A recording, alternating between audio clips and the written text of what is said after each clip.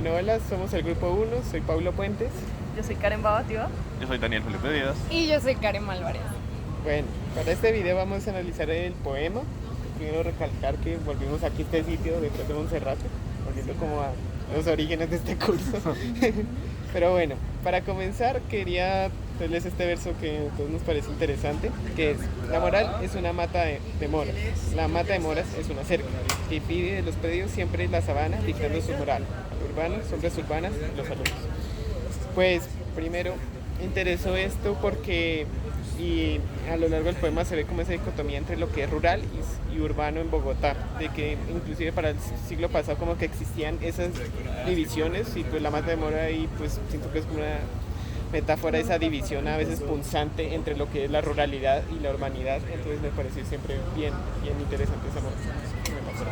Sí, o sea, yo también lo quería ver como también porque no solo es esto de ruralidad y urbanidad, sino es como lo que se considera correcto según las clases dirigentes, por eso es la moral, que es mucho lo que se usa, esta ley que no es como directamente una ley, pero dice como, no, moralmente eso es incorrecto, que muchas veces lo aceptamos, pero a veces tal vez se debería dudar más por como tan cerca punzante que está funcionando.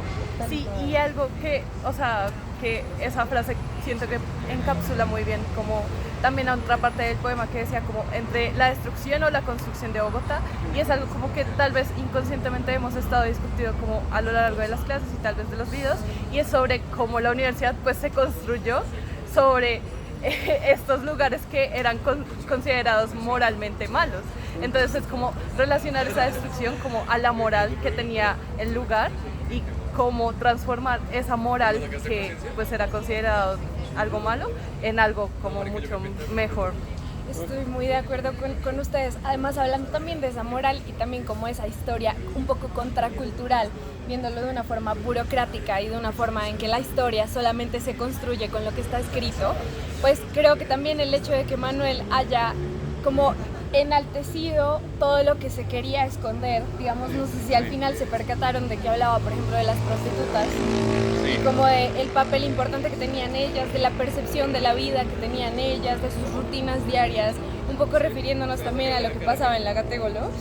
Sí. Me parece como interesante ver ese otro lado de la historia que muchas veces está escondido o relegado. Y lo que tú decías, también lo que Karen decían, parece muy interesante también, digamos, como ponía en perspectiva de que por un lado estaba la gente de las alpargatas y por otro lado la gente de los trajes y de los paños. Como Sí. que Bogotá siempre se mantuvo como en eso, En esa división. en esa división en lo que es lo moral y lo amoral, lo que son los indios, los negros y los que son la gente de bien y los que vienen a civilizar aquí a este platanal.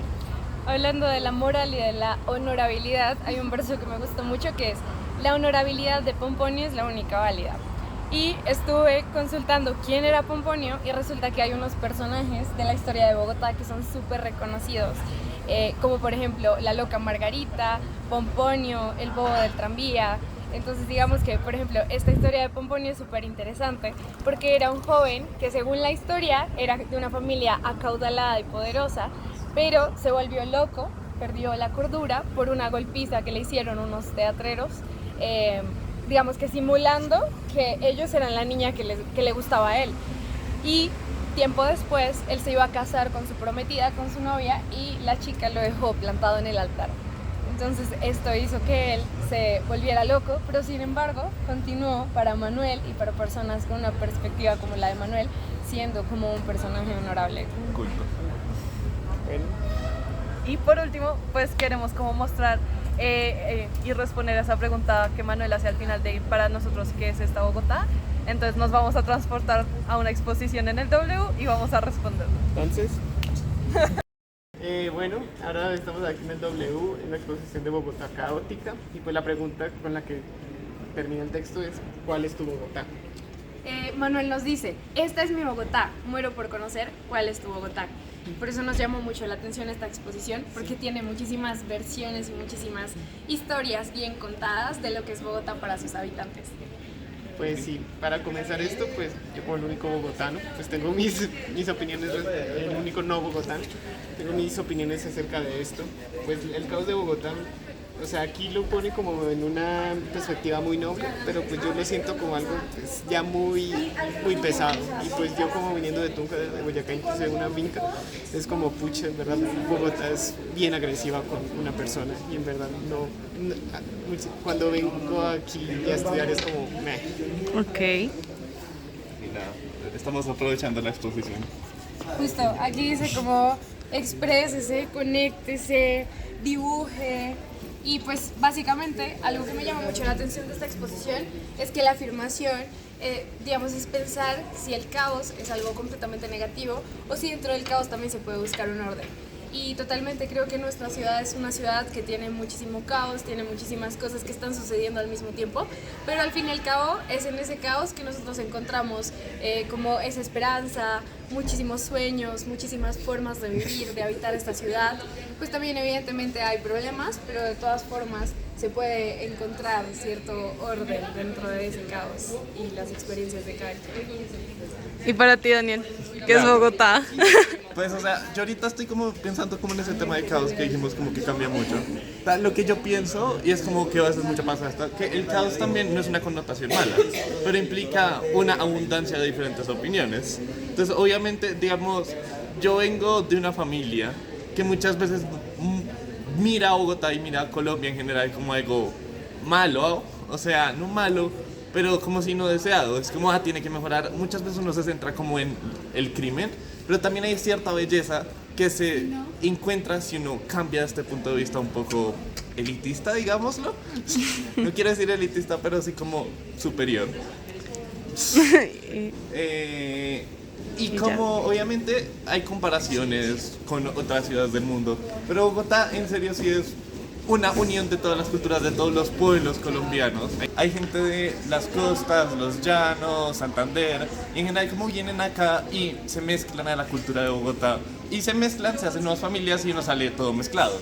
Entonces, es esa parte como de unión que me gusta más de Bogotá, porque no es una separación, más allá de estratos, pero no es una separación de origen, sino se acepta mucho todo. Y precisamente el hecho de saber que, por ejemplo, nuestros abuelos, la mayoría no eran de aquí de Bogotá, sino que Bogotá empezó a crecer así exponencialmente el siglo pasado, es muy chévere. Bueno, pues para mí precisamente hay una frase acá que siento que encapsula un poco como lo que para mí es Bogotá, y es: Bogotá, qué fría eres, Bogotá, ya no me quieres, Bogotá, aguas ardientes. Entonces siento que en Bogotá hay como una dualidad, tanto entre el frío y el calor del clima, como entre la gente, y como esa mezquindad que a veces solemos tener y por lo que nos caracteriza un poco nuestra cultura bogotana, pero también como la manera en que recibimos a las personas. Y siento que esa variedad es problemática y al mismo tiempo como que es algo que nos caracteriza demasiado, y por lo que yo me siento a veces como en conflicto de como vivir en esta ciudad y como de estar aquí, porque pues muchas veces es demasiado estresante, pero al fin y al cabo, al final y al comienzo del día siempre me despierto mirando a las montañas y es como me encanta vivir en Bogotá y ya. Te amo Bogotá.